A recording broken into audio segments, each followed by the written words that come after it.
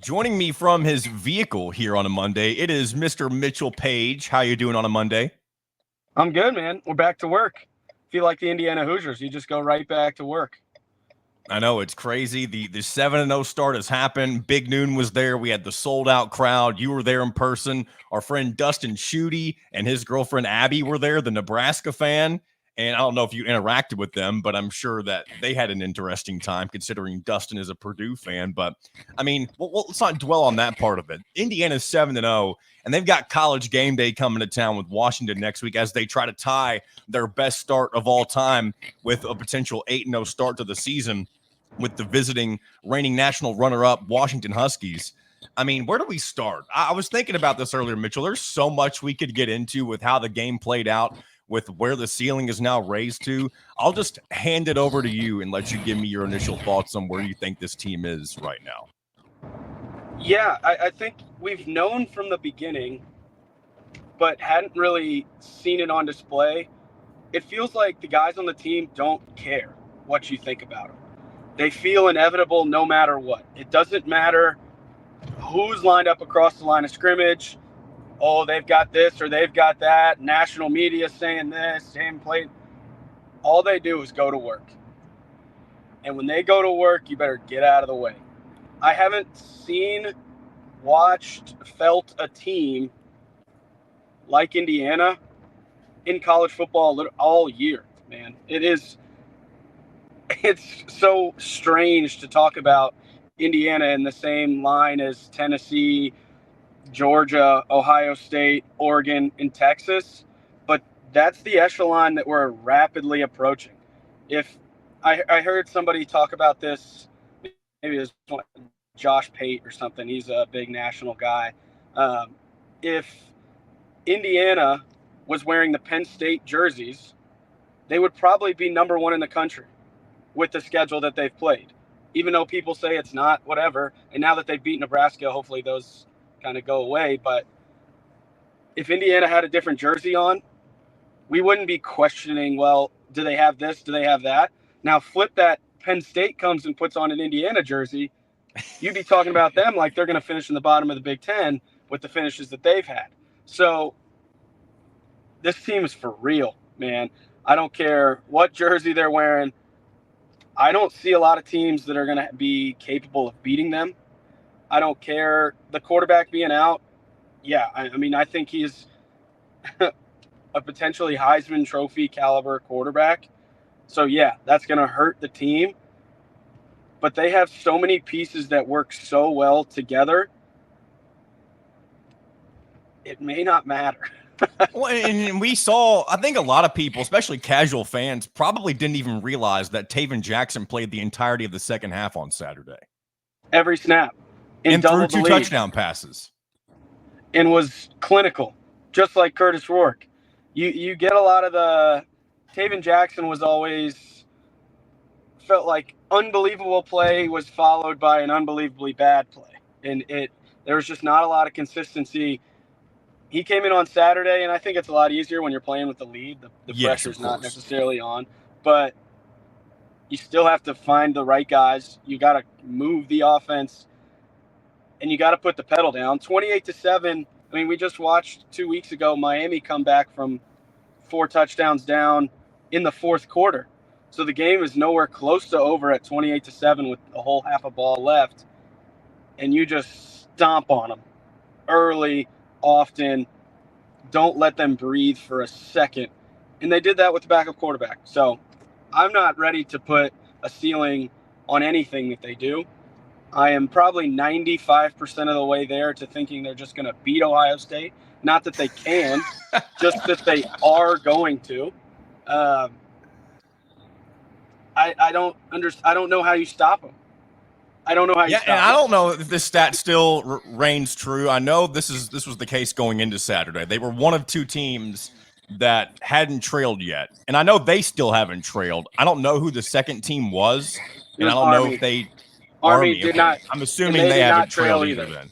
Nope. Okay. So there's still 2 teams left. Still haven't given up a point in the first quarter. I think they're winning the fourth quarter like 130-7. I don't know it's a dangerous spot for Signetti. I think that this is what he wants, right? He wants to feel the pressure of, I don't think there's a single critique that an outside fan that doesn't really understand the intricate details of their scheme. Yeah, of course they had miscues and MAs, but from the outside looking in, I didn't see them. Like, it doesn't feel like you can critique anything that they're doing. And there were And so that's many maybe people. the only way they can get beat. I feel like the biggest narrative, one of the biggest narratives, and I even ran with this a little bit last week for Indiana versus Nebraska this past Saturday, was that their defense was going to be this stout monster wall type of thing that doesn't allow rushing yards or touchdowns.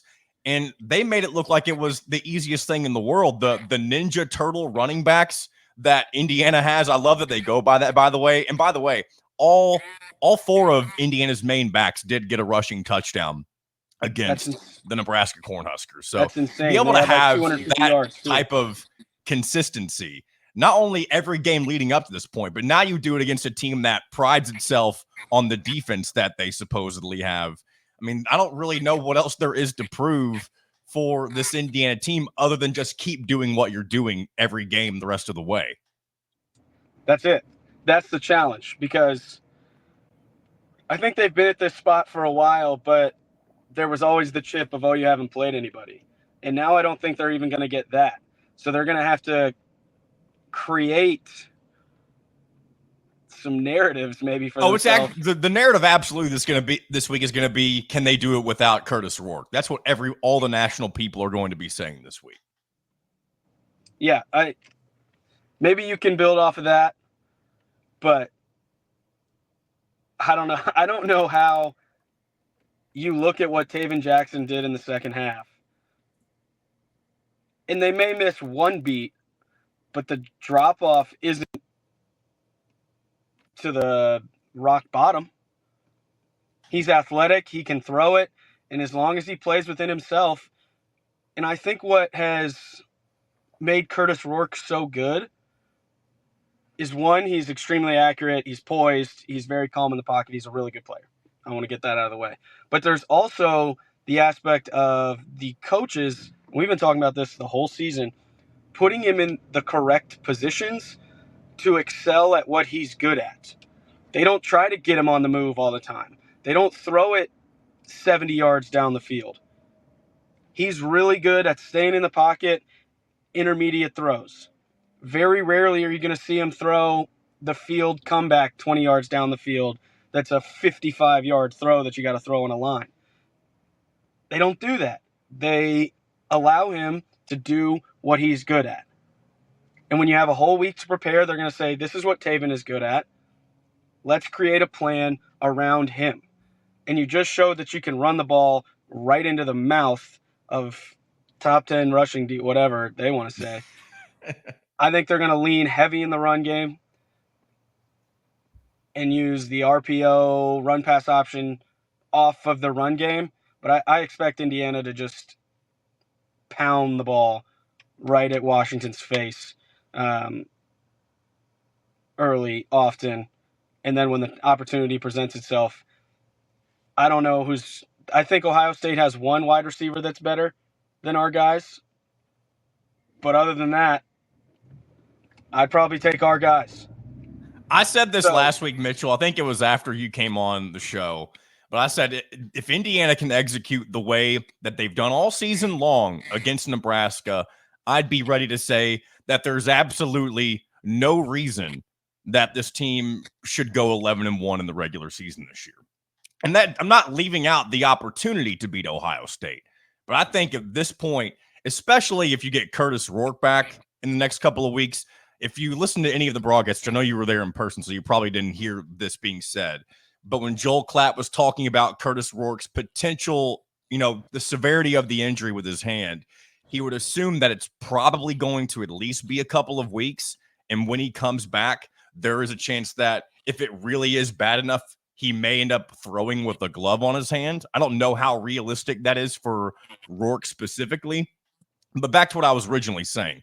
If Indiana doesn't miss a beat with Taven Jackson and Rourke comes back and is able to at least be close to what he's been all season long. There's no reason this team shouldn't win 11 games this season. And I can't believe we're at this point where we have that level of confidence and expectation in an Indiana Hoosiers football team. I couldn't agree with you more. It feels like 11-1 is the floor. And that is nuts. Yeah. And we're laughing because it's nuts, but we're not laughing because it's outrageous. Like, that's real.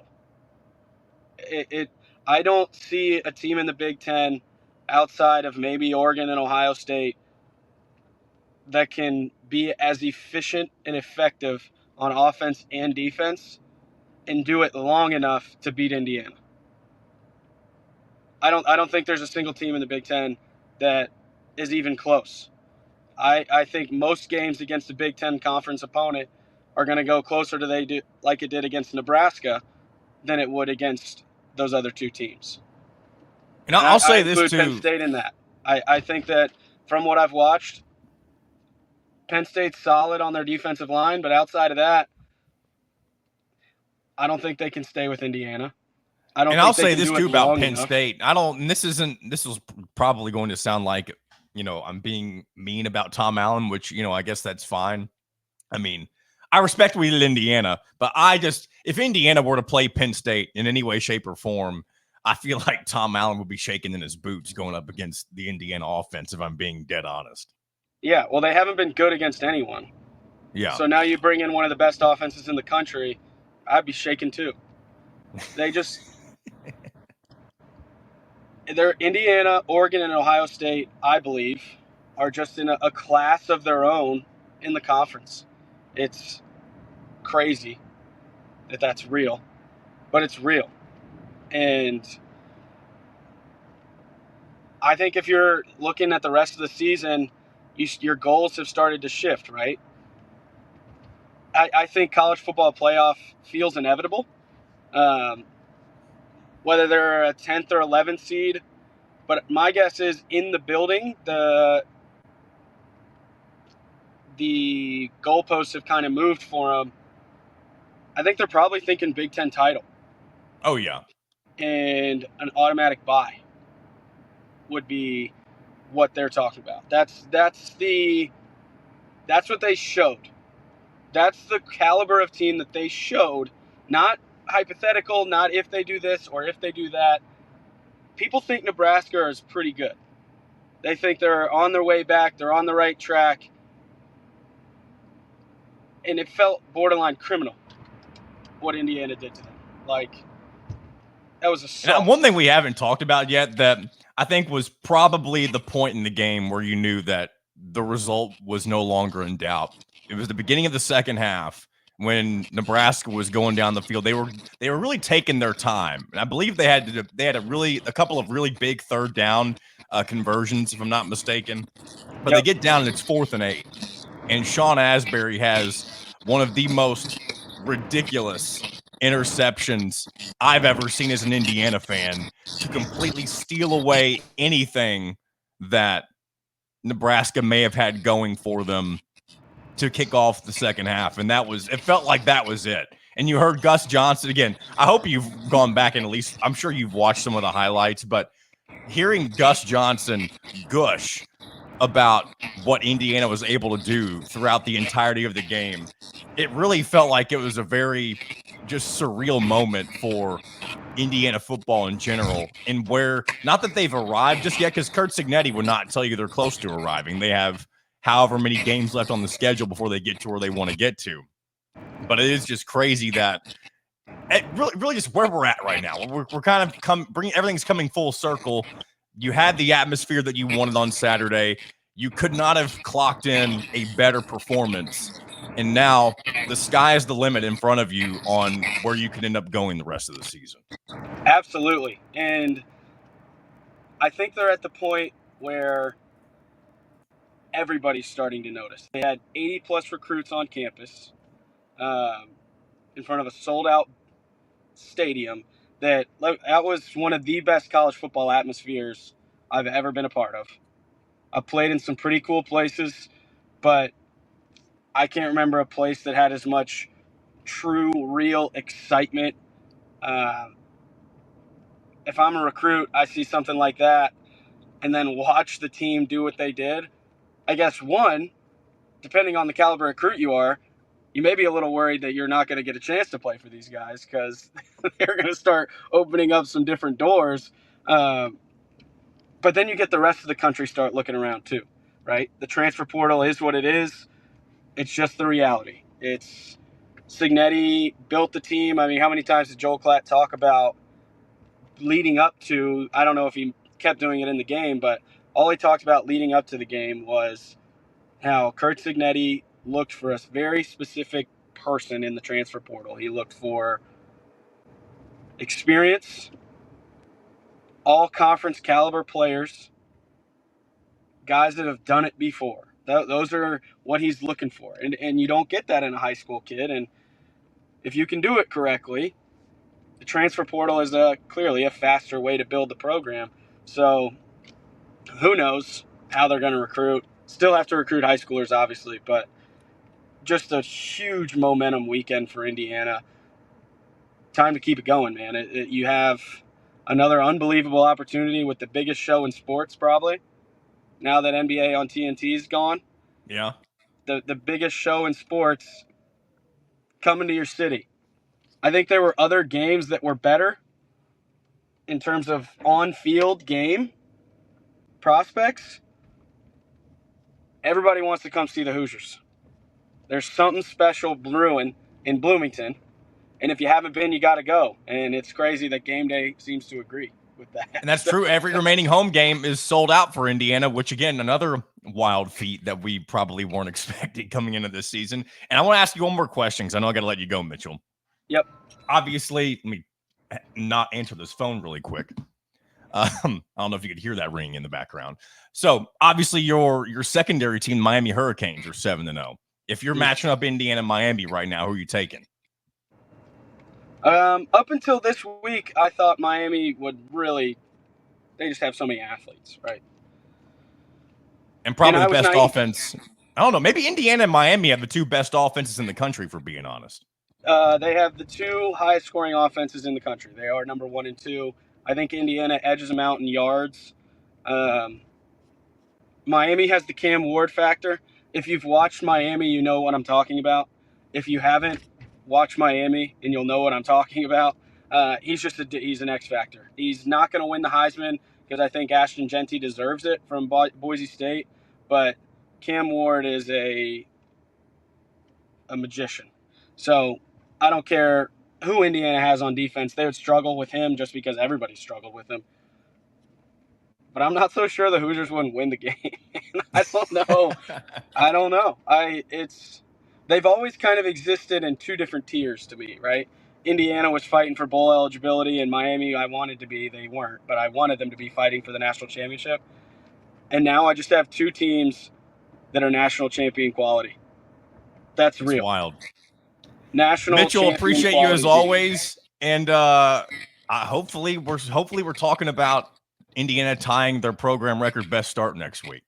That's the plan. Keep everything in front of you. Let's go do it, man.